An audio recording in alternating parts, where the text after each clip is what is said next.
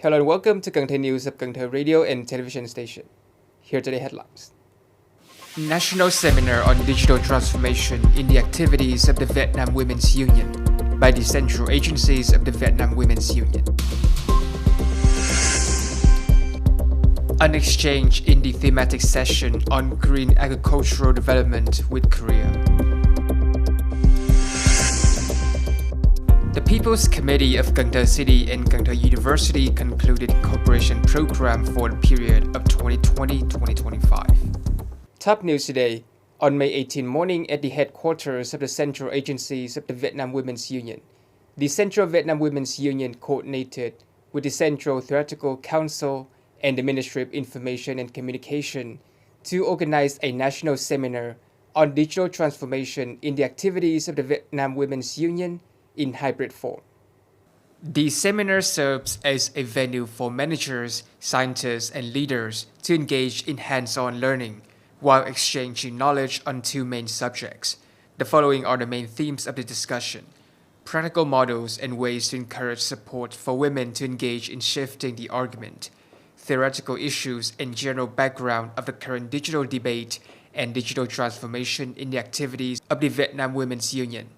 The seminar main goal was to supply the association with critical knowledge in both theory and practice so that it can create a project to assist women in digital transformation until 2030 and submit it to the government for approval, helping to carry out the nation's digital transformation program.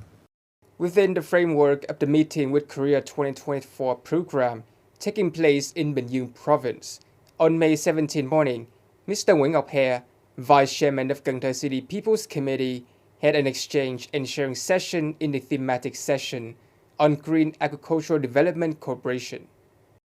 Mr. Nguyễn Ngọc Hè asserts that the development of green agriculture is an unavoidable trend that is integral to the creation of Cần Thơ City's sustainable, varied, and all-encompassing economy. Thus, the city humbly asks Korean localities and partners to foster cooperation in promoting green agriculture in the city, taking into account Cần Thö's development needs and Koreans' assets. The establishment of cooperative research facilities between the two parties is specifically suggested in order to create novel plant varieties that are suited to the climate and soil of Cần Thơ and the Mekong Delta, and to identify practical ways to reduce the effects of climate change.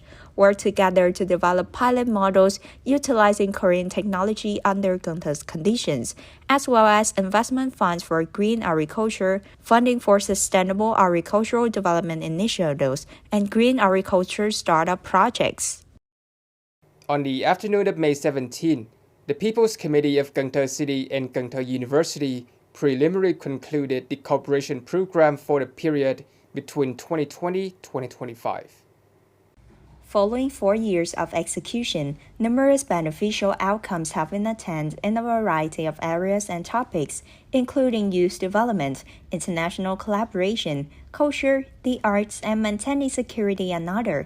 Specifically in the agricultural sector, keep up the promotion of propaganda, training and the construction of safe and high-quality production and animal production models for communes and wards, while utilizing an increasing number of methods and techniques as well as digital technologies. A support program for 25 small and medium-sized businesses and cooperatives to innovate technology and equipment has been implemented in the industry and trade sector. In the science and technology sector, more than 20 tests have been implemented with a total budget of approximately 20 billion Vietnamese dong. In terms of services, tourism, logistics, processing industry, high-tech agriculture, education and training, specialized healthcare, science and technology, culture and sport, Chairman of Cần Thơ City People's Committee, Mr. Deng Bích stressed that the results obtained are very encouraging and that there is still a lot of room for development. On May 17 afternoon, Ninh Kiều District Party Committee also summarized 3 years of implementing conclusion number 1 of the Politburo on continuing to implement Directive number 5 of the 12th Politburo on promoting learning and following Ho Chi Minh's ideology, ethics, and styles. Based on the evaluation, the release of leadership guidelines, organizing research, analysis, full comprehension, dissemination, and application of conclusion number 1, KLTW, the entire subject matter of the course, and the weekly topic Ninh District Party Committee Standing Committee took great care in planning and carrying out the year's activity.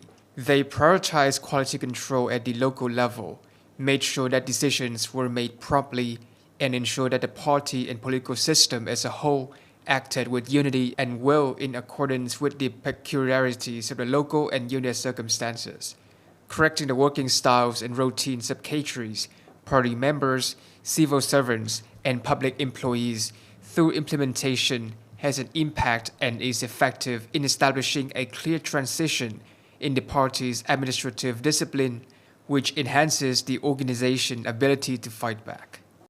On May 17 afternoon, the Vietnamese Student Association of Cần Thơ City held an opening conference to train association officials in the 2023-2024 school year for 200 students.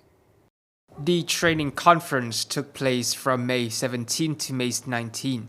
Seasoned students presented and exchanged topics material on labor and the Vietnamese Student Association personnel, student job-seeking techniques, the endeavor of establishing the Vietnamese Student Association, an overview of dental health, work on international relations, including Vietnam's connection with other nations, the ability to use social networks wisely and act appropriately in cyberspace, composing propaganda and news pieces for social medias, thus to furnish and equip the association staff with knowledge and information regarding the political, social, economic, and security conditions that have an immediate impact on students, the association's operations, and the student movement.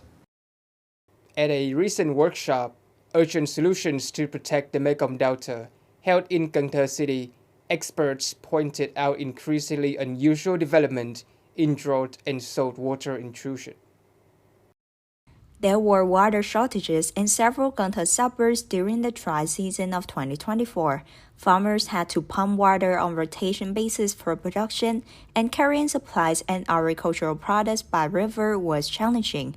The drought has also impacted the production of agriculture. There have been immature fruit loss and leaf burn cases, particularly on durian plants. Furthermore, the area's riverbank erosion is a severe and complex issue. What's more concerning is that the Mekong Delta flooding pattern has fluctuated a lot. While high tides in Cần Thơ City used to exclusively occur in September and October, according to the lunar calendar, they now occur up until the month before and after the Lunar New Year.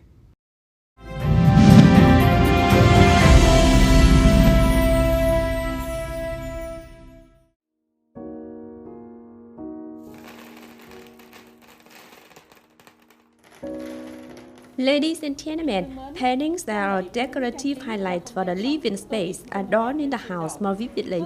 Some people like to buy themselves pre-decorated paintings, but some others like to decorate their own paintings according to their preferences. Today, I invite you to decorate seashell painting with me, Như Ngọc. Here you are, to make a shell painting. Firstly, I will prepare the picture frame. More than 30 shells of scallops, snails, pearls, candles, glue, markers, and lamp strings. We can collect these seashells when we are on vacation at seas. That's right. I have collected some of these. Some others have been bought at seas. You know, those that have been bought are usually intact. In addition, when buying, we can choose sizes that are suitable with frames of painting. But did you create for the painting today?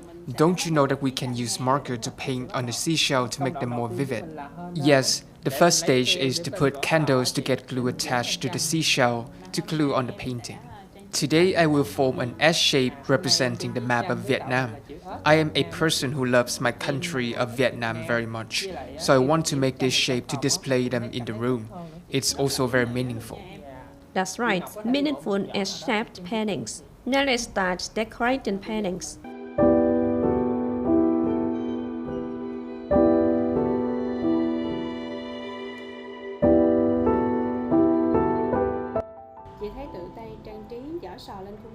Manually gluing seashells on the picture frame, creating a picture to your liking like this is very relaxing and interesting. That's right. A shell painting that does not cost too much money can help decorate the space of our home more vividly, freshly, lively, and also help us reduce stress after hard working and studying days. Such a fancy and interesting seashell painting.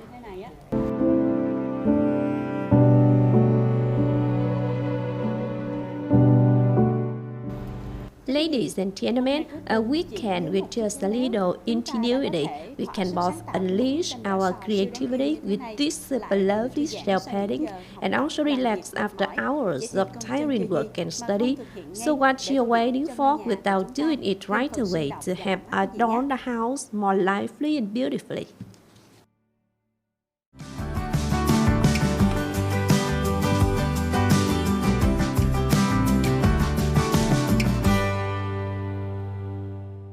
Coming up next is the weather forecast.